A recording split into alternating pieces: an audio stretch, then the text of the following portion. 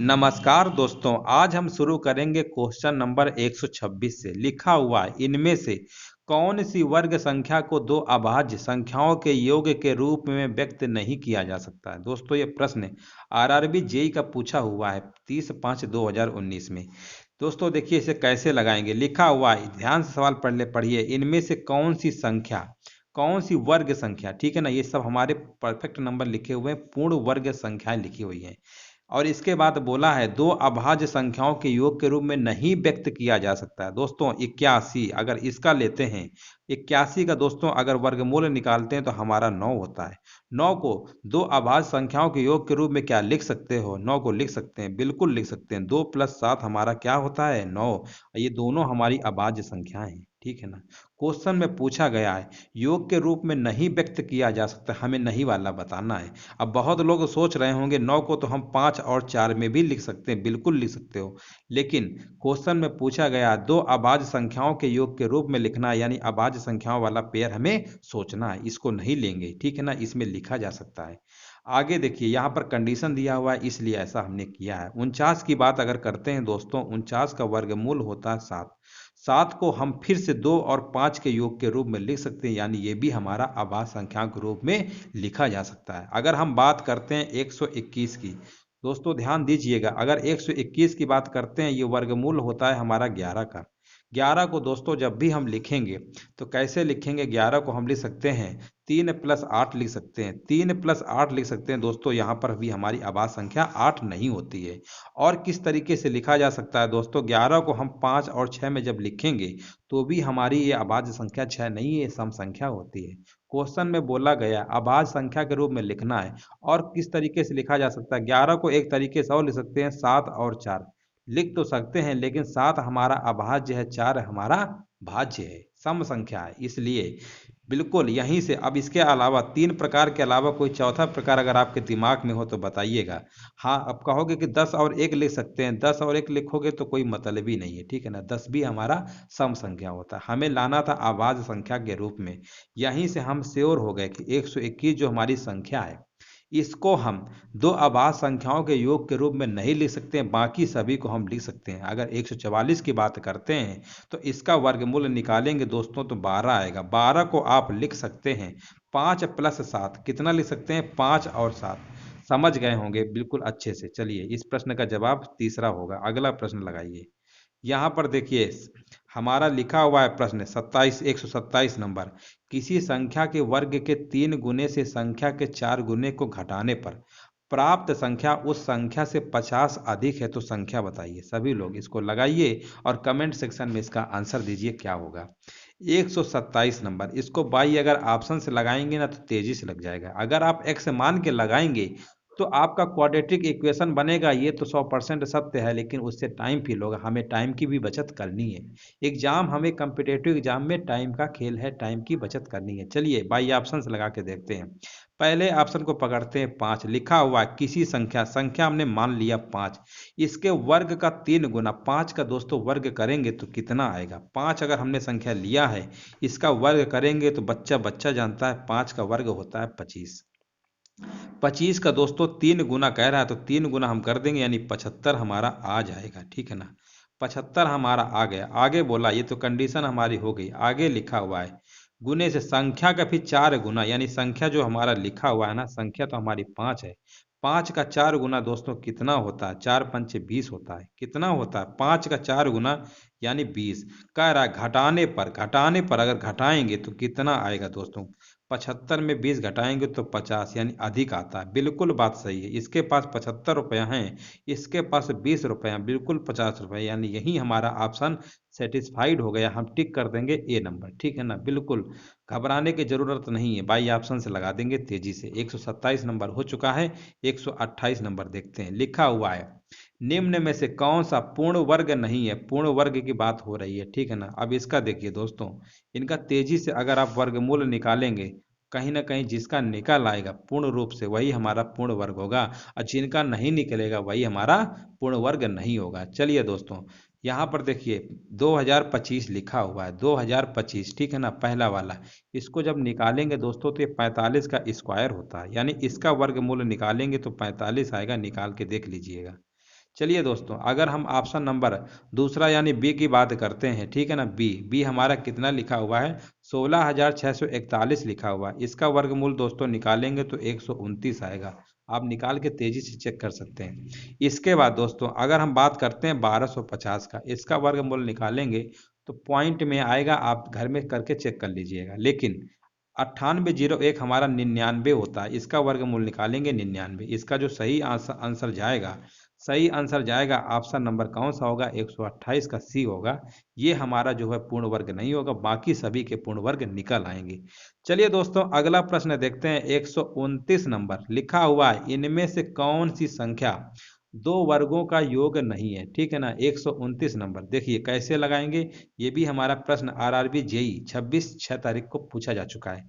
चलिए दोस्तों कैसे लगाएंगे, देखिए अगर हम पहला ऑप्शन लेते हैं, इन सवालों को हमेशा कोशिश किया करिए बाई ऑप्शन से लगाने की, ठीक है ना, बिल्कुल सही आंसर आएगा। 41 को अगर हम लेते हैं ना तो इसको हम क्या ले सकते हैं, 5 का स्क्वायर और 4 का स्क्वायर। दोस्तों 5 का स्क्वायर 25 होता है, 4 का स्क्वायर 16 होता है, जोड़ने पर देखा तो 41 हमारा प्रकट हो गया। इसका मतलब दो वर्गों का योग नहीं है, पूछा गया है ना दो, ये तो है भैया, ये है। चलिए 13 की अगर हम बात करते हैं, 13 की, ठीक है ना, ऑप्शन नंबर दूसरा 13 की अगर दोस्तों बात करते हैं तो 13 को हम लिख सकते हैं, क्या लिख सकते हैं, 13 को लिख सकते हैं 2 का स्क्वायर प्लस 3 का स्क्वायर। 2 का स्क्वायर 4 होता है, 3 का स्क्वायर 9, यानी ये भी 13 आ गया वर्ग करने पर, ठीक है ना, वर्गों का योग पूछा गया। चलिए 23 नंबर दोस्तों, अगर आप थोड़ा भी सेंस लगाएंगे 23 हमारा बिल्कुल कैसा टूटेगा ही नहीं, ये नहीं होगा। लेकिन इसको हम कर सकते हैं 37 को 6 का स्क्वायर प्लस 1 का स्क्वायर हमारा कितना आएगा, 37। इसका जो सही जवाब होगा लिखा हुआ है कौन सा वर्गों का योग नहीं है, ऑप्शन नंबर सी को टिक कर देंगे, आगे बढ़ जाएंगे। आगे बढ़े तो फिर से प्रश्न मिल गया 130 नंबर, इनमें से कौन सा पूर्ण वर्ग है। अभी तक पहले वाला पूछ रहा था कौन सा नहीं है, इसमें पूछा है कौन सा पूर्ण वर्ग है। कोई बात नहीं, निकाल के देखिए। 9801 दोस्तों अभी हमने जस्ट बताया थे 99 का होता है, इसका वर्गमूल निकालेंगे 99। यहीं से आंसर हमारा सेट हो गया, इनको निकालने की जरूरत नहीं है, ये कहीं ना कहीं किसी का परफेक्ट नंबर आएगा ही नहीं। चलिए ऑप्शन नंबर पहला सही होगा, ठीक है। चलिए अगला प्रश्न देखते हैं। 131 नंबर लिखा हुआ, यदि किसी संख्या के वर्ग का अंतिम अंक 1 है तो उसके घन का अंतिम अंक कितना होगा, ठीक है ना। सवाल को ध्यान से पढ़िए, लिखा हुआ है कोई भी संख्या है उसके वर्ग का अंतिम अंक अगर 1 है तो उसके घन का अंतिम अंक कितना होगा, ठीक है ना। ऑप्शन देखिए, केवल 9, 1 या 9, कोई भी विषम संख्या, केवल 1। चलिए दोस्तों चेक करते हैं, यहाँ पर अगर अंतिम अंक अगर 1 है, ठीक है ना, 1 या 9 की बात कर रहा है, यहाँ केवल 9। चलो चेक कर लेते हैं। यहाँ पर अगर दोस्तों अगर हमने मान लो संख्या अगर 9 ले लिया, क्या संख्या ले लिया 9, 9 का अगर वर्ग करेंगे तो कितना आएगा, 9 का वर्ग करेंगे 81 आएगा। बोला है इनके वर्ग का अंतिम अंक, देखिए अंतिम अंक 1 आया कि नहीं आया। आगे लिखा हुआ है उसके घन का अंतिम अंक कितना होगा, अगर 9 का अगर हम घन करें, 9 का घन का मतलब होता है 9 की पावर 3। इसका दोस्तों घन करेंगे 729 आएगा। अब अंतिम अंक क्या आया, 9 आया, ठीक है ना। मतलब किसी संख्या का वर्ग करने का अंतिम अंक अगर 1 है, घन करेंगे तो 9 आ गया, यानी 1 भी आया 9। तो पूछा गया उसके घन का अंतिम अंक 9 आया कि नहीं आया। मतलब अगर संख्या अगर 9 लिया, इसका स्क्वायर किया यानी वर्ग किया 81, 81 का अंतिम अंक 1, यानी पहली कंडीशन बिल्कुल सही हो रही थी। आगे लिखा उसके घन का, अब घन किया तो 9 आया, यानी 9 आया। चलिए अब दूसरा नंबर क्या लें, ऐसा कि उसका स्क्वायर करें ना तो आखिरी नंबर 1 आना चाहिए। चलिए 11 नंबर ले लेते हैं, 11 का अगर हम स्क्वायर करेंगे ना तो 121 आएगा। यहाँ पर देखिए 1 है कि नहीं है, लास्ट में बोला है अंतिम अंक, मतलब कोई भी संख्या लेना है उसका वर्ग करना है, ठीक है ना। वर्ग का अंतिम अंक देखिए 1 आया कि नहीं आया। आगे लिखा हुआ इसी संख्या का अगर क्यूब करें, 11 का दोस्तों क्यूब करेंगे तो आपका आएगा कितना आएगा, 1331 आएगा। कितना आएगा, 1331, यानी 11 का क्यूब हमारा आया 1331, ठीक है ना। इस चीज को आप बिल्कुल समझ गए होंगे। 1331 में देखिए अंतिम अंक 1 आया, यानी जब हमने 9 लिया अंतिम अंक कितना आया था दोस्तों, क्यूब करने पर 9 आया। लेकिन जब 11 लिया इसका वर्ग करने के बाद फिर क्यूब इसी नंबर गया 1, यानी 9 भी आ सकता है 1, यानी इसका जो सही आंसर होगा ऑप्शन नंबर दूसरा होगा 1 या 9। बस हो गया, बाई ऑप्शन से लगा लेंगे, तेजी से हमारा लग जाएगा। चलिए 132 नंबर देखिए लिखा हुआ है, दो संख्याओं का योगफल और अंतर क्रमशः 25 और 3 है, उनके वर्गों का अंतर ज्ञात करिए। जब भी दोस्तों सवालों में पूछे योगफल दिया हो, अंतर दिया हो और वर्गों का अंतर अगर पूछ लेना, तो आपको करने का जो संख्या लिखा है ना 25 और 3, इन्हीं का हम मल्टीप्लाई कर देंगे। 25 और 3 का दोस्तों मल्टीप्लाई कर देंगे, हमारा कितना आ जाएगा 75। देखिए 75 कहाँ लिखा हुआ है, ऑप्शन नंबर दूसरा सही हो जाएगा। अब आप सोच रहे होंगे सर ऐसा आपने क्यों किया, चलो थोड़ा सा एक्सप्लेन करके हम बता देते हैं। अगर हम दो संख्याएं मान लेते हैं ए और बी हैं, यानी ए प्लस बी का योगफल दिया हुआ था 25। इस चीज को आप डायरेक्ट अगर याद रखेंगे तो आपका टाइम फिल होगा, टाइम फिल नहीं होगा, ठीक है ना। यहाँ पर जब भी कहे दो संख्याओं का योगफल और अंतर दे, उनके वर्गों का अंतर पूछे, तो उनका योगफल अंतर का आपस में मल्टीप्लाई ही उसका वर्गों का अंतर होता है। ठीक कैसे होता है देख लीजिए। योगफल दिया था 25, अंतर दिया था दोस्तों ए माइनस बी यानी 3। क्वेश्चन में बोला गया संख्याओं के वर्गों का अंतर, वर्गों का अंतर का मतलब होता है हमें ए स्क्वायर माइनस बी स्क्वायर पूछा गया है। इसका फार्मूला होता है ए प्लस बी होता है, एक ब्रैकेट में होता है ए माइनस बी, आप लोगों ने पढ़ा है। यही तो हमें वैल्यू दिया है, इन्हीं का मल्टीप्लाई तो कर ही रहे थे, वही हमारा आंसर आ गया 75। आप समझ गए होंगे। चलिए अगला प्रश्न देखते हैं। यहाँ पर देखिए लिखा हुआ है 133 नंबर, 100 और 200 के बीच कितने पूर्ण वर्ग हैं, ठीक है ना। पूर्ण वर्ग पूछा गया 100 और 200 के बीच में। आप देखिए 100 और, सभी लोग बताइए कमेंट सेक्शन में इसका आंसर कितना होगा, ठीक है ना। अब देखिए 100 और 200 के बीच में हमारा, इसके बीच में 121 नंबर आएगा, वो 11 का होता है। इसके बाद हमारा 144 आएगा, वो 12 का होता है। ये 11 का वर्गमूल होता है, ये 12 का होता है। इसके बाद 169। आप दोस्तों जितना वर्गमूल आपको याद होगा तेजी से उतना जल्दी से कर लेंगे। 196 आपको पता है किसका होता है, ये 14 का होता है। किसका होता है, 14 का। बस हमारा काम यहीं से खत्म हो गया। तो पूछा गया कितने पूर्ण वर्ग हैं, हम बता देंगे 4 हैं हमारे। इनके बीच में सिर्फ यही 4 संख्याएं आएंगी जो पूर्ण वर्ग होंगी, परफेक्ट नंबर होंगी। चलिए अगला प्रश्न देखते हैं। अगला प्रश्न देखिए क्या कहना चाहता है। लिखा हुआ है 4042 में से कौन सी छोटी से छोटी संख्या जोड़ी जाए जिससे यह पूर्ण वर्ग बन जाए, ठीक है ना। 134 नंबर। अब देखिए दोस्तों जब भी इस टाइप का सवाल हो, आपको तेजी से क्या करना है, तेजी से क्या करना है, 4042 का वर्गमूल निकाल लीजिएगा। क्या करेंगे, वर्गमूल। वर्गमूल निकालना आपको आता ही होगा, दो दो के लास्ट से पेयर बनाते हैं, ठीक है ना। अब यहाँ पर जाएगा 6 गुणे यानी 6 छरंग 36, ठीक है ना। इस तरीके से करते हैं। 10 में 6 गया 4, ठीक है। जिसको अगर ये निकालना नहीं आएगा तो वो नहीं कर पाएगा। 6 6 इनको जोड़ के लिखा जाता है, ठीक है ना। अब देखिए यहाँ पर 12 त्रिका 36 3 बार जाएगा, 3 यहाँ पे लिखते हैं, फिर गुणा करेंगे, 3 त्रिका 9 होता है, 3 दूनी 6 होता है, 3 एक कम 3। दोस्तों घटाएंगे, 12 में 9 गया तो 3 आएगा, ठीक है ना। 11 में 6 गया तो कितना आएगा, 11 में 6 गया 13, 13 में 6 गया 7, यानी 73 आ गया। कितना आ गया, 73, ठीक है ना। हमें रिमाइंडर से लेना देना नहीं, हमें सिर्फ इससे मतलब था जो हमारा ये भागफल पे आया है, जो हमारा ये आया है वर्गमूल, यानी 63 पॉइंट में कुछ आंसर आएगा। 63 पॉइंट में कुछ आंसर आएगा, इसके नेक्स्ट वाला नंबर यानी पॉइंट को छोड़ के नेक्स्ट, इससे कम नहीं लेंगे। मान लीजिए इसका वर्गमूल जो भी होगा 63 पॉइंट समथिंग होगा ना, हमें पूर्णांक में लेना है। 63 पॉइंट को लेके हम 64 ले लेंगे, कितना ले लेंगे, 64 ले लेंगे। अब यही हमारी संख्या पूर्ण वर्ग बनाएगी, इसके आगे चलेंगे, पीछे नहीं चलना है। 64 गुणे दोस्तों 64 करेंगे तो हमारा कितना आएगा, आप इसको मल्टीप्लाई करेंगे तो आपका आ जाएगा 4096। कितना आएगा, 4096। ये संख्या हमारी पूर्ण वर्ग है। अब देखिए 4096, ये 4042, ये इससे कितना ज्यादा है, ये कितना ज्यादा है, अगर आप घटाएंगे तो आपका निकल के आएगा 54। इसका मतलब इस संख्या में 54 जोड़ देंगे तो हमारा 4096 प्राप्त हो जाएगा, यानी सही जवाब होगा ऑप्शन नंबर इसका होगा दूसरा, यानी बी नंबर। समझ गए होंगे आप सभी लोग। जब भी इसका इसका निकालने के बाद जो नंबर आए पॉइंट में जाए, क्योंकि यहाँ डेसिमल में आएगा, ठीक है ना। इसके बाद एक नंबर बढ़ा के यानी 63 पॉइंट आया, पूर्णांक में ले लेंगे 64, इसी का 2 बार मल्टीप्लाई कर लेंगे, जितना आएगा इससे आप कंपेयर करके बता सकते हैं। चलिए अगला प्रश्न देखते हैं। यहाँ पर देखिए ध्यान से पढ़िए, लिखा हुआ 135 नंबर, संख्या 1,37,592 को उस सबसे छोटी संख्या से विभाजित कीजिए कि कोई शेष न बचे और भागफल एक पूर्ण घन हो, भागफल का घनमूल ज्ञात करिए। जब भी इस टाइप का सवाल आए, ये देखिए आरआरबी ग्रुप डी में पूछा जा चुका है 2018 के एग्जाम में। दोस्तों सबसे पहले आपको करना क्या है, आपको करना क्या है, ये जो संख्या हमारी लिखी हुई है ना 13, 75 और कितना 92, सबसे पहले इसका हम इस तरीके से फैक्टर कर लेंगे, ठीक है ना। आपने फैक्टर करना जरूर सीखा होगा, आपने किया भी होगा इसके पहले। तेजी से इसके हम क्या कर लेंगे, फैक्टर कर लेंगे। फैक्टर करने के बाद जितना आएगा, ठीक है ना, अब इसके गुणनखंड आप कर लीजिएगा। बाकी हम आपको बता देते हैं गुणनखंड हमारे इसके कौन कौन से आएंगे, आप घर पे कर लीजिएगा। इससे गुणनखंड आपके आएंगे 2 × 2, ठीक है ना। अब फिर कितना आएगा, फिर आएगा 2, फिर आएगा 3 × 3। आप घर पे कर लेंगे इस तरीके से, 2 से काटेंगे जितना आए। आप घर पे करिएगा, क्योंकि ज़्यादा डिटेल में बताएंगे तो टाइम काफ़ी फिल हो जाएगा, ठीक है ना, वीडियो बहुत लंबा पहुंच जाएगा। 3 × 3। इसके बाद दोस्तों 7 × 7 इस तरीके से आएगा, ध्यान रखिएगा, ठीक है ना। सिर्फ आपको इसके निकाल लेना है, इस तरीके से निकाल लेंगे तो आपका निकल के आ जाएगा। 3 बार आएगा, 3 बार, 3 भी हमारा 3 बार आएगा, 7 हमारे 2 बार आएंगे, एक बार फिर 13 भी आएगा, ठीक है ना। आप घर पे निकाल लीजिएगा, आपका निकल आएगा, गुणनखंड निकाल लेंगे, प्राइम फैक्टराइजेशन निकल आएगा। अब आपको करना क्या है, देखिए यहाँ पर हमें मल्टीप्लाई करते चले जाना है, जिस जो संख्या हमारी पूर्ण वर्ग बन जाए उसी को हम क्या करेंगे, अलग कर लेंगे। क्या पूछा गया, भागफल पूर्ण घन हो, ठीक है ना, घन की तरफ बढ़ना है।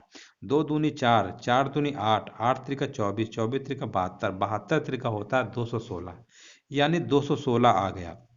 इसके बाद हमारे पास संख्याएं अभी और बची हुई हैं, 7 × 7, ठीक है ना। क्या बचा हुआ है, 7 × 7 × 13, ठीक है ना। ये भी बचा हुआ है, 7 × 7 × कितना है, 13, ये भी बचा हुआ है। हमें देखिए पूछा गया भागफल जो है पूर्ण घन होना चाहिए, हमें पता है 216 हमारा किसका होता है, घनमूल निकालेंगे तो 6 आएगा। यानी ये जो 7 × 7 और 13 है ना, ऐसा करते हैं, इनका जब मल्टीप्लाई कर लेंगे, 7 × 7 यानी 49 होता है। 49 गुणे दोस्तों 13 करेंगे तो हमारा आएगा गुणनफल 637। कितना आएगा, 637। अब आपको करना क्या है, अब आपको करना नहीं है, बस यहीं से अगर आपका घनमूल वाली संख्या अगर निकल आई, आप अगर इससे भाग देंगे ना 637 से, तो ये पूरा पूरा कट जाएगा और भागफल हमारा 216 आएगा, उसी घनमूल पूछा गया है। यानी इसका जो सही आंसर हो जाएगा ऑप्शन नंबर डी हो जाएगा, चौथा। इस तरीके से करना है। कहने का मतलब एक बार फिर से रिपीट कर देते हैं, इस संख्या के आपको प्राइम फैक्टराइजेशन यानी अभाज्य गुणनखंड निकालना है। अभाज्य गुणनखंड निकालने के बाद जितने भी गुणनखंड आएंगे उनको हम गुणा करके जो भी हमारी पूर्ण वर्ग संख्या निकलेगी उसको बाहर कर लेंगे, बस। बाकी जो भी संख्या बचेगी उससे भाग दोगे, 100% पूरा पूरा कट जाएगा। हमें सिर्फ घनमूल वाली संख्या चाहिए था, घनमूल वाली संख्या 216 आई थी, सीधे यहीं से बता देंगे इसका आंसर 6 होगा। आपको घनमूल अगर तेजी से याद होंगे कुछ संख्याओं के 1 से लेकर 30 तक के, मतलब तभी जल्दी से कर पाएंगे। चलिए अगला प्रश्न देखते हैं। 136 नंबर लिखा हुआ है, एक धनात्मक संख्या अपने वर्गमूल से 30 ही अधिक है, तो बताइए संख्या क्या होगी। ठीक है, देखिए 136 नंबर, इसको भी अगर हम बाई ऑप्शन से लगाएंगे ना जल्दी लग जाएगा। देखिए लिखा हुआ है, ये सारी संख्याओं का हमारा वर्गमूल निकल आएगा। चलिए पहला ऑप्शन लेते हैं, लिखा हुआ है एक धनात्मक संख्या अपने वर्गमूल से। चलिए धनात्मक संख्या अगर धनात्मक संख्या मान ले लेते हैं, 16 ले लेते हैं, ठीक है ना, इसका वर्गमूल निकालेंगे दोस्तों 4 आएगा। कह रहा है 30 अधिक है, भैया ये तो 16 रुपए, इसके पास 4 रुपए है, तो 12 रुपए अधिक है, ये तो हो ही नहीं सकता है। चलिए ऑप्शन नंबर दूसरा चेक करते हैं, ठीक है ना, बिल्कुल दूसरा वाला चेक करते हैं। संख्या अगर 36 लेते हैं दोस्तों, इसका वर्गमूल निकालेंगे 6, इसके पास 6 रुपया, इसके पास 36 रुपया, जाहिर से बात है इसके पास 30 रुपया ज़्यादा है, क्वेश्चन में भी बोला गया है 30 रुपया अधिक है। यानी इसका जो सही ऑप्शन हमारा यहीं से पता चल जाएगा, बी। इन सवाल जब ऐसे आए वर्गमूल इतने से अधिक है, ठीक है ना, तो इनको ऑप्शन से लगाइएगा। अगर आप एक्स मान के लगाएंगे ना तो द्विघात समीकरण बन जाएगा और काफ़ी कैलकुलेशन बढ़ जाएगी, ठीक है ना। आंसर तो आ जाएगा लेकिन आपको टाइम की भी बचत रखना है, ठीक है ना, तो इसी पैटर्न पे लगाइएगा बाई ऑप्शन से, ठीक है ना। बहुत सारे लोग कहते हो कौन सवाल ऑप्शन से लगते हैं, आप जो प्रैक्टिस करेंगे ना तो आपको पता चल जाएगा किन सवालों में ऑप्शन का यूज किया जाता है, ठीक है ना। 137 नंबर देखिए, वह छोटी से छोटी संख्या जिसको 15 और 14 के वर्गों के योग में जोड़ा जाना चाहिए ताकि परिणाम स्वरूप प्राप्त संख्या एक पूर्ण वर्ग हो सके। देखिए दोस्तों कैसे करना है, पूछा गया 15 और 14 के वर्गों, ठीक है ना, तो 15 का स्क्वायर होता है 225, 14 का अगर स्क्वायर की बात करते हैं तो 196 होता है दोस्तों, जोड़ेंगे तो 421 आएगा। कितना आया, 421। अब इसमें बोला गया 421 में से कितना जोड़ें, ठीक है ना, 421 में से कितना जोड़ें, ठीक है ना, ताकि परिणाम स्वरूप प्राप्त संख्या एक पूर्ण वर्ग संख्या हो जाए।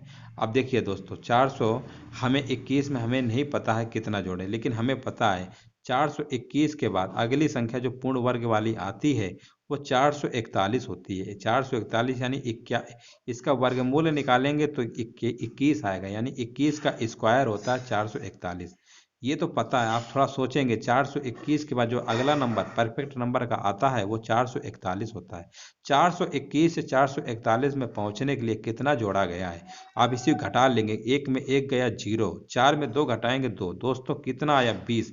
यानी इसका जो सही आंसर हम बताएंगे ऑप्शन नंबर दूसरा यानी बी नंबर। 421 में अगर 20 जोड़ देंगे 441। ऐसे सवालों को भी ऑप्शन से भी लगा सकते हो, यहाँ पर तो ऑप्शन का यूज ही नहीं किया। 15 और 14 के वर्गों का योग बोला तो हमने जोड़ दिया, जोड़ने के बाद देखा तो हमारा 421 आया। हमें पता है इसके अगला नंबर 441 ही होता है, ठीक है ना। अगर आपको कुछ संख्याओं के पूर्ण वर्ग अगर अच्छे से याद है ना, तभी तेजी से कर पाएंगे। रेलवे के एग्जाम में दोस्तों कैलकुलेशन होती है, सवाल छोटे छोटे होते हैं, इसीलिए आप कैलकुलेशन वाले सवालों में स्क्वायर और ये घनमूल कुछ संख्याओं के अगर याद कर लेंगे तो आपकी टाइम की बचत होगी। चलिए अगला प्रश्न देखते हैं। बड़े सवाल नहीं आते हैं, ये चीज को आप विशेष ध्यान में रखिए, आते हैं छोटे। यहाँ पर पूछा गया 138 नंबर, 1 से लेकर 9 तक की संख्याओं के वर्गों के योगफल की गणना करिए। जब भी दोस्तों संख्याओं के वर्गों के योगफल की ज्ञात करें तो हम आपको फार्मूला नहीं बताएंगे। सिर्फ ऐसा देखिए, फार्मूला में बहुत झंझट होती है, बहुत लोग भूल जाते हैं परीक्षा के टाइम पे, सर कितने फार्मूला याद करें।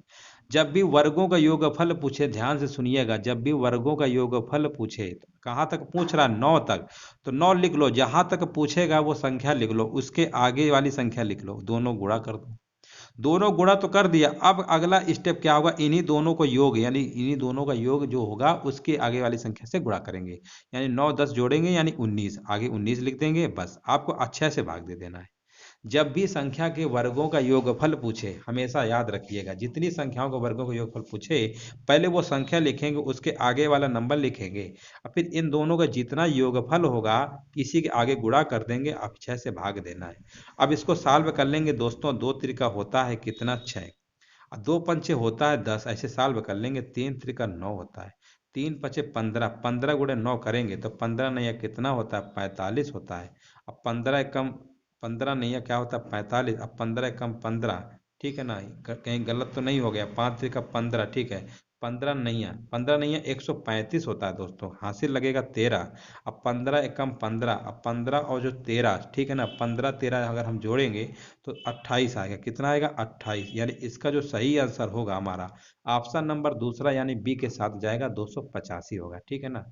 15 और 19 यानी 19 पंचे, ठीक है ना, 15 नहीं है 135 होता है ना, और 13 हासिल हो गया, 15 एकम 15 13 28। समझ गए होंगे, जब भी वर्गों का पूछे ऐसे करते हैं। चलिए अगला प्रश्न देखिए, फिर आ गया वर्गों का योगफल। अब इस सवाल को लगाने से आपको जो डाउट है ना क्लियर हो जाएगा। यहाँ पर पूछा गया 10 तक की संख्याओं का। सबसे पहले आप 10 संख्या तक पूछा गया 10 नंबर लिख लीजिए, इसके आगे वाला नंबर होता है 11, एक बढ़ा देंगे। फिर आपको करना क्या, इन दोनों को जितना योगफल होगा आगे से गुणा कर देंगे, अब भाग देना है हमको 6 से, बस हो गया। कोई फार्मूला नहीं हम रटा रहे हैं। ये वर्गों का योगफल जितनी भी संख्या का पूछे वो पहले संख्या लिखिएगा, उसके आगे वाली संख्या और इन दोनों का जो योगफल होगा गुणा कर दीजिएगा, अच्छे से भाग दीजिएगा, आपका आंसर निकल आएगा। चलिए दोस्तों काट के देखते हैं, दो तिरका 6 होता है, दो पंचे 10 होता है, इसे काटेंगे। और कट रहा है क्या, दो तिरका 6 होता है, देखिए कैलकुलेशन हम बहुत गलत करते हैं।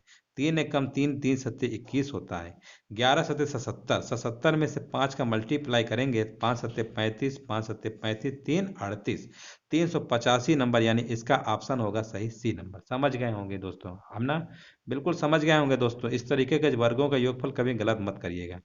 140 नंबर देखिए, लिखा हुआ है 256 के कितने गुणनखंड पूर्ण वर्ग हैं। अब आप करना क्या, 256 ऐसे लिख लीजिए, इसको इस तरीके से निकालिए, दो एक कम दो, दो दूनी चार, दो अट्ठे 16, तेजी से, दो छक्का 12, दो चौको 8, फिर दो से, दो तिरका 6, दो दूनी 4, फिर दो से, दो एक कम दो, दो छक्का 12, फिर दो से, दो अट्ठे 16, ठीक है। फिर दो से काटोगे कितना आएगा, 4 आएगा, ठीक है ना।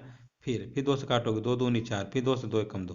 अब देखिए ये एक वर्ग बनाया, एक ये बनाया, एक ये बनाया, 4 तो बना ही लिया ना, 4 वाला ऑप्शन मत टिक करिएगा, क्योंकि एक खुद ही पूर्ण वर्ग होता है, इसको भी काउंट करेंगे। यानी 4 तो ऐसे आपको दिख ही रहे थे, एक और, यानी टोटल हमारे कितने हो गए, 5। ऐसे सवालों में बहुत लोग 4 में टिक कराते हैं क्योंकि कंफ्यूजन क्रिएट होता है। यहाँ पर आप देख रहे हैं ना, एक एक तीन चार ही तो बना रहा था, लेकिन इसको दिमाग में लोग भूल जाते हैं।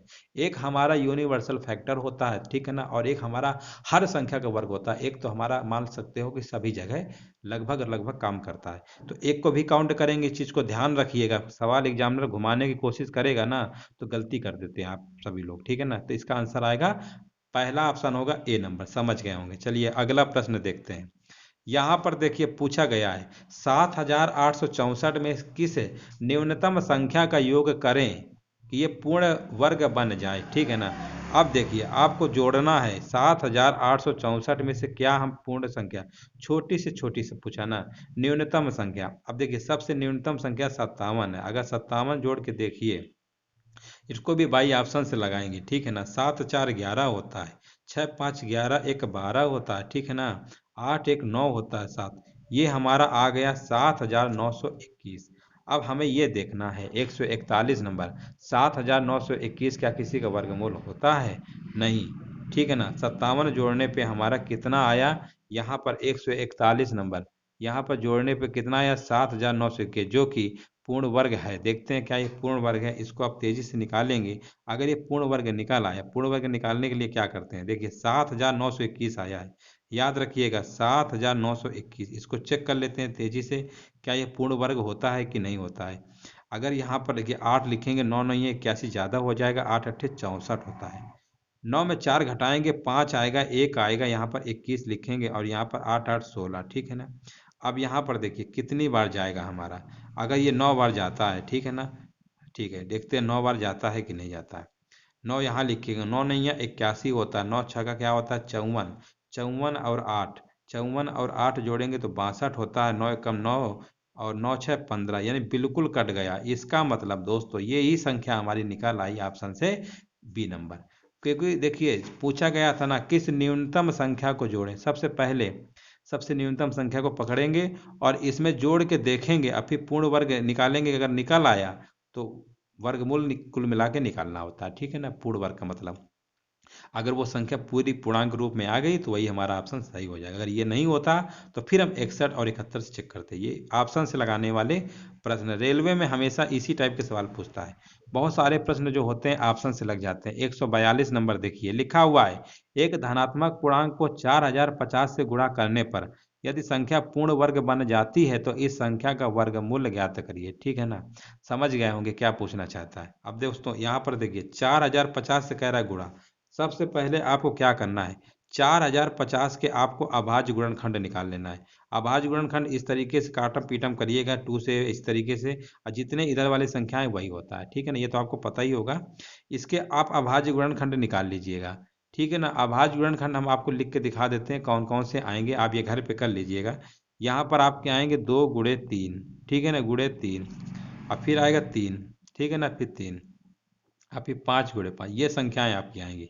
इनका दोस्तों गुणा करोगे तो आपका यही संख्या आ जाएगी 4050। इस तरीके से आप निकाल लीजिएगा, क्योंकि यहाँ पर अगर पूरा सॉल्व करेंगे तो काफ़ी टाइम फिल होगा। यहाँ पर देखिए दोस्तों पूर्ण वर्ग बन जाए, एक तो ये बन ही रहा है, एक ये भी बन रहा है, एक ये भी बन रहा है, ठीक है ना, ये तो हमारे बन ही रहे हैं। यहाँ पर देखिए दोस्तों, यहाँ पर एक संख्या कम पड़ रही है, कौन सी, 2, ठीक है ना, 2 कम पड़ रही है। इसका मतलब 2 अगर एक और होता तो ये पूर्ण वर्ग बन जाता। इसका मतलब जो 4000 हमारा 50 है ना, 4000 जो 50 लिखा हुआ है, इसी में दोस्तों 2 से मल्टीप्लाई कर देंगे। 2 से जैसे ही मल्टीप्लाई करेंगे तो ये हमारा कितना आ जाएगा, 8100 आ जाएगा। कितना आ जाएगा, 8100। 8100 तो नहीं पूछा गया, पूछा गया इस संख्या का वर्गमूल बताइए। फिर से हम इसका वर्गमूल निकालेंगे तो 90 आ जाएगा। कितना आ जाएगा दोस्तों, 90। यानी इसका जो सही आंसर होगा ऑप्शन नंबर तीसरा होगा, सी नंबर। दोस्तों रेलवे में बस कैलकुलेशन होती है, सवालों में कोई दम नहीं होती है। अगला देखिए लिखा हुआ है, निम्नलिखित में से कौन सी संख्या एक पूर्ण वर्ग है। पूर्ण वर्ग देखिए ये दशमलव, दशमलव के 2 अंक में है ना, तो 0.3 इंटू 0.3 जब हम करते हैं तो यही तो हमारा आता है 0.09। ये बाकी नहीं होंगे, ये सब नहीं होंगे। चलिए इसका सही जवाब होगा हमारा ऑप्शन नंबर पहला हो जाएगा। चलिए अगला प्रश्न देखते हैं। अगला प्रश्न देखिए कितना, ये 10 सेकंड से सवाल ज़्यादा नहीं है और 5 सेकंड में ही लग जाएगा। यहाँ पर पूछा गया मूल्यांकन करें, ठीक है ना, जब भी सीरीज प्लस में जाए, ठीक है ना, तो इसके हमें 2 ऐसे गुणनखंड तोड़ने होते हैं जिनका अंतर हमेशा 1 का बना है। यानी 30 को लिखेंगे 6 गुणे 5, इनमें डिफरेंस हमेशा 1 का आना चाहिए। जो भी संख्या प्लस में लिखा है, जो संख्या बड़ी होगी वही इसका सही आंसर होगा, यानी ऑप्शन नंबर तीसरा। अब अगर यहाँ माइनस लगा दिया जाता, अब यहाँ अगर माइनस लगा दिया जाता तो तोड़ेंगे उसी प्रकार 30 को दो टुकड़े करेंगे जिनका अंतर एक आना चाहिए, गुणा करने पर तो 30 होना ही चाहिए। अगर माइनस लगा है तो जो छोटा नंबर होगा ना वो वाला हमारा आंसर जाएगा, ठीक है ना। अगर यहाँ माइनस लगा देंगे तब हम बताते हमारा पहला ऑप्शन सही होता, लेकिन यहाँ प्लस है तो ऑप्शन नंबर कौन सही होगा, सी नंबर। चलिए अगला प्रश्न देखते हैं। अगला प्रश्न देखिए, पूछा गया इनमें से किस संख्या के सर्वाधिक भाजक हैं, ठीक है ना। अब पूछा गया है सर्वाधिक भाजक होते हैं, सर्वाधिक भाजक का मतलब होता है गुणनखंड निकालना है, फैक्टर निकालना है, ठीक है ना। मतलब फैक्टर कैसे निकालते हैं, फैक्टरों की संख्या, गुणनखंडों की संख्या आपको निकालना है। गुणनखंडों की संख्या आपको निकालना तो आता ही होगा, ठीक है ना। नहीं आता तो चलो एक थोड़ा सा हम सिंपल बता देते हैं। 156 के दोस्तों जब प्राइम फैक्टर करेंगे अभाज्य गुणनखंड तो आपके आएंगे 2 की पावर 2 और 3 और गुणते 13, ठीक है ना। इनकी पावर में मान लो एक एक और लिख लेते हैं। अभाज्य गुणनखंडों की संख्या कैसे निकालते हैं, जो पावर होती है ना सबसे पहले इनको हम प्राइम फैक्टर में तोड़ लेते हैं, यानी 2, 3 और 13 हमारे प्राइम नंबर हैं। इनकी जो भी पावर होती है उसमें एक बढ़ाएंगे, दो में से एक बढ़ाएंगे दोस्तों 3 आएगा, एक में एक जोड़ देंगे यानी एक बढ़ा के लिखते हैं 2, एक में फिर बढ़ाएंगे 2, 3 दूनी 6 दूनी 12, यानी इसके जो गुणनखंड होंगे 156 के कितने आए हमारे 12 आए। इसी प्रकार सभी संख्याओं के निकालेंगे, जिसके गुणनखंड ज्यादा होंगे वही हम बोलेंगे सर्वाधिक भाजक है। सबसे बड़ी संख्या आपको 240 दिख रही है, इसका मतलब इसी गुणनखंड हमारे ज्यादा आएंगे। 240 के दोस्तों जब गुणनखंड आप निकालेंगे, ठीक है ना, तो इसके हमारे आएंगे 2 की पावर 4, ठीक है ना, और 3 आएगा 5 आएगा। जब देखिए इसके ऊपर भी एक लिख लेंगे, 4 में से एक जोड़ेंगे तो कितना आएगा 5, इसका करेंगे तो 2 आएगा, इसका करेंगे 2, 2 दूनी 4 पंचे 20, यानी इसी के सबसे ज़्यादा गुणनखंड आएंगे। आप घर पे करके चेक कर लीजिएगा। जिन्हें गुणनखंड अगर निकालना नहीं आता है तो आप इनके पहले अभाज्य गुणनखंड लिख लीजिएगा। अगर 2 4 बार आया है तो उसको पावर में ऐसे लिख लीजिएगा, 3 एक बार आएगा तो इसको ऐसे लिख लीजिएगा, 5 अगर एक बार आया ऐसे, और जितनी पावर दिया है उन्हीं में से एक एक बढ़ा के आपस में मल्टीप्लाई कर देंगे, गुणनखंडों की संख्या निकल आती है। चलिए अगला प्रश्न देखते हैं। यहाँ पर देखिए इकाई का अंक वाला है, बहुत आसान प्रश्न है। जब भी किसी संख्या के आखिरी में एक लगा होता है, 0, 1, 5 और 6, अगर कभी भी आपको किसी भी संख्या के लास्ट में दिख जाए, लास्ट का मतलब होता है आखिरी में, अगर ये अंक लिखा दिख जाए और उसकी पावर चाहे 1000 हो चाहे 100 करोड़ हो, कुछ भी लिखा हो, उसका हमेशा आखिरी वाला अंक 0 का 0 रहेगा, 1 का 1 रहेगा, 5 का 5, 6 का 6। यहाँ पर एक एक की बात कर रहा है, पावर से कोई लेना देना नहीं है, सीधे इसका आंसर बता देंगे, ऑप्शन नंबर तीसरा यानी सी नंबर। चलिए दोस्तों अगला प्रश्न देखते हैं। लिखा हुआ है 729 के कितने गुणनखंड पूर्ण वर्ग हैं। अब देखिए 147 नंबर में पूर्ण वर्ग पूछा है, ठीक है ना। अब देखिए 729 के दोस्तों गुणनखंड आप तेजी से ऐसे निकाल लेंगे। जब गुणनखंड आप निकालेंगे तो आपके कितने आएंगे हम आपको बता देते हैं। जब इनको आप निकालेंगे ना तो यहाँ पर देखिए 3 × 3 ये 9 का क्यूब होता है ना, 9 का क्यूब होता है। आप ऐसे समझिए ना, कितने गुणनखंड पूर्ण वर्ग, अच्छा वर्ग पूछ रहा, कोई बात नहीं, 9 का क्यूब तो होता ही है, ये 9 × 9 यानी कितनी बार होगा, 3 बार होगा। अब देखिए ये तो पूर्ण पूर्ण वर्ग है, ये भी पूर्ण वर्ग है, ये भी पूर्ण वर्ग है, यानी 3 × 3 तो होता ही है ना। तो ये भी पूर्ण वर्ग है, ये भी पूर्ण वर्ग है, 9 का क्यूब तो होता ही है 729, 3 हो गए। तो पूछा गया कितने पूर्ण वर्ग है, 3 होगा, इसका सही जवाब होगा ऑप्शन नंबर तीसरा यानी सी। चलिए अगला प्रश्न देखते हैं। यहाँ पर पूछा गया कितने, यहाँ पर कितने गुणक सम संख्याएं, गुणक सम संख्याएं इसका मतलब ये पूछ रहे हैं इवन फैक्टर, क्या पूछ रहे हैं, इवन फैक्टर पूछ रहे हैं। इवन फैक्टर का दोस्तों मतलब होता है सम गुणनखंड, क्या होता है, सम गुणनखंड पूछा गया है, क्या पूछा गया है, सम गुणनखंड। देखिए सम गुणनखंड कैसे निकालते हैं, जब भी सम गुणनखंड पूछे तो एक तो बेसिक तरीका होता है कि टोटल पहले सबके गुणनखंड निकाल लो, सबकी पावर में एक एक बढ़ा गुणा कर लो, और जितने हमारे ये ऑड वाले होंगे उनको घटा के निकाल सकते हैं। लेकिन हमें डायरेक्ट निकालना, इतना एग्जाम में समय नहीं होता है कि उसको हम दो तरीके से लगाएं। जब भी सम वाला पूछे ना तो जिसका सम वाली संख्या लिखी है उसकी पावर में मत बढ़ाइएगा एक, उसको वैसे ही रखिएगा 8, बाकी सब में एक एक बढ़ा देंगे। इस चीज को याद रखिएगा, जब सम वाला पूछेगा ना तो सम वाले पावर में ऐड नहीं करना है, बाकी सब में एक एक ऐड करेंगे, इनकी पावर में एक ऐड करेंगे। जब भी गुणनखंडों की संख्या निकालते हैं ना तो अभाज्य संख्याओं में तोड़ने के बाद उनकी पावर में एक एक बढ़ा के गुणा किया जाता है। इसके पहले हमने 2 3 सवाल में बताया है। दो में से दोस्तों एक बढ़ाएंगे तो कितना आएगा, 3, 3 में से एक बढ़ाएंगे तो 4 आएगा, 5 में एक बढ़ाएंगे 6, सभी का दोस्तों गुणा कर लेंगे, 8 × 3 = 24 होता है। और 4 × 24 होता है। 24 का दोस्तों स्क्वायर करेंगे तो 576 आएगा। कितना आएगा? 576। इसका मतलब इसका जो सही आंसर होगा कौन सा ऑप्शन होगा? सी नंबर होगा। 146 नंबर का ऑप्शन कौन सा हो जाएगा? 148 नंबर है दोस्तों, सॉरी 148 का ऑप्शन नंबर सी हो जाएगा। चलिए अगला प्रश्न देखते हैं। यहाँ पर विषम पूछा गया। विषम का जब पूछेगा ना तो सम वाले नंबर को हटा देते हैं।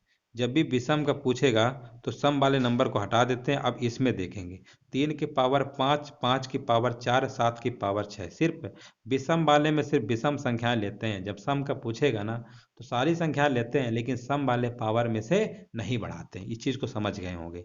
विषम वाला पूछा है, 5 में से एक जोड़ेंगे दोस्तों 6, पावर से मतलब है 5 वाली पावर में से एक जोड़ेंगे तो 5 आएगा। इसमें जोड़ेंगे तो 7 आएगा। गुणा कर लीजिए, 6 × 5 = 30 × 7, यानी इसका आंसर 210 आना चाहिए। ऑप्शन नंबर तीसरा सही हो जाएगा, 210। चलिए अगला प्रश्न देखते हैं दोस्तों। ये लास्ट प्रश्न है, इसके बाद 151 से 175 तक और फिर 176 से 201 तक सारे आपके नंबर सिस्टम यूथ पब्लिकेशन के खत्म कर देंगे। चलिए 2 वीडियो और बचे हैं, वो भी करा देंगे। 213 की पावर 6 का अंतिम अंक क्या होगा? ठीक है ना, ध्यान दीजिए, इस सवाल में अंतिम अंक पूछा है। जो पावर लिखा हुआ है ना उसी में से पहले 4 का भाग देते हैं। 4 का भाग देंगे तो कितना आएगा? भागफल। ठीक है ना, 4 का भाग देंगे तो भागफल, भागफल नहीं, हमें शेषफल से मतलब होता है। 4 का भाग दोस्तों 6 में देंगे, 4 एकम 4, ठीक है ना, शेषफल 2 आया। यानी इसका मतलब 3 की पावर जो भी होगा ना, 3 की पावर जो शेषफल आया है आखिरी वाली संख्या में पावर के रूप में लिख देंगे। जो 4 का भाग पावर वाले में दिया भाग, जो भाग आया शेषफल वही आखिरी वाली यूनिट जी 3 की पावर में लगा देंगे। शेषफल 2 आया, 3 की पावर 2 है तो इसका आंसर कितना आएगा दोस्तों? अंतिम अंक 9 आएगा, ऑप्शन नंबर चौथा। तो दोस्तों वीडियो अगर अच्छा लगा हो, सभी लोगों को समझ में आया हो या कोई कमियां दिखी हो तो उसे कमेंट सेक्शन में जरूर बताइएगा। अगर अच्छा लगा हो तो लाइक शेयर भी कर दीजिएगा। और जो लोग पहली बार देखे हो चैनल को सब्सक्राइब करना बिल्कुल